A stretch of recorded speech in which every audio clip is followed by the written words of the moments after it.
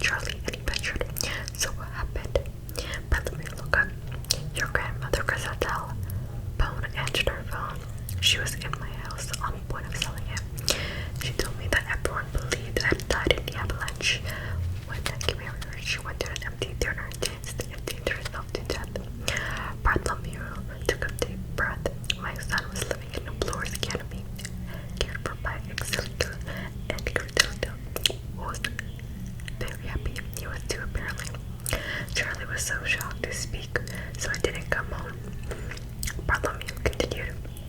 I became an explorer. I went on traveling until I came to China, where I lived for many years until I met my second wife, May. He looked over to the gray-haired woman who smiled at him. One day, after a terrible flood, a flower from the sun walked into her home. Her parents had been swept away by the water.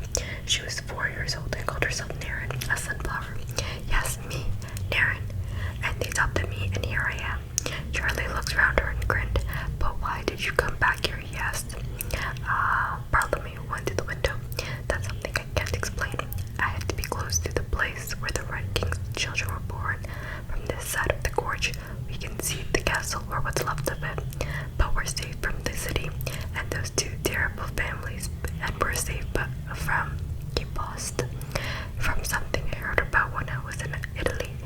A thing they called the shadow. I dreamed about it sometimes. A sudden chill entered the cozy room, as though an invisible door had walked across the window. Charlie shivered.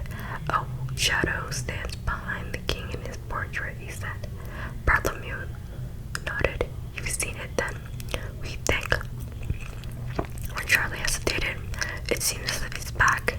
The shadow has moved, you see, and we think, well, that is, a rat told my friend Billy, and that the earth shuddered, and then a dog. Charlie repeated plus stories about the shadow that had turned into a man. They say it's a poor lad, Charlie went on. Your ancestor and mine too, I suppose, as we're kind of cousins. It's not our lad, the explorer said grimly. The king's shadow was a man who tore the Red King's family apart. I forget his name. I've never heard of him before, said Charlie. He's not in my uncle's history books. Histories are written from a certain point of view, Bartholomew said distantly. They are edited, embellished, shorn of the facts. Only the traveler can find the truth, Charlie, for the truth is in a man's head and in their hearts.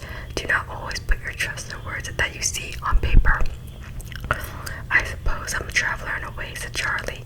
You certainly are, and who knows, you may discover more about the Red King than I have in all of my years of traveling, only if I can get past the wood shadow. Charlie murmured. Ha! We're back to the shadow. Bartholomew suddenly rose to his feet with a closed look on his face. All Charlie's questions were swallowed in a gulp. Instead, he spoke about his life since his father disappeared. You will find your father, Charlie, with conviction, because of the way you are and because of the loyalty you have inspired. Lyle is an extraordinary man. It's a miracle he remained so decent, surrounded by all of those wipers. I am old enough to be his father, but in a few short weeks, we became the best of friends. You were a year old, Charlie, when I paid my family a brief visit. They wanted nothing to do with me. My son barely acknowledged me. I suppose, in a way, Lyle became the son I lost. I took him climbing with me. Bartholomew trailed off. Then, with a big shrug, he said, Time for you to go home, Charlie. And not the way you came. Can I? Began Naren. No, her father said sternly. You will stay here with your mother, and you will never cross that iron bridge again.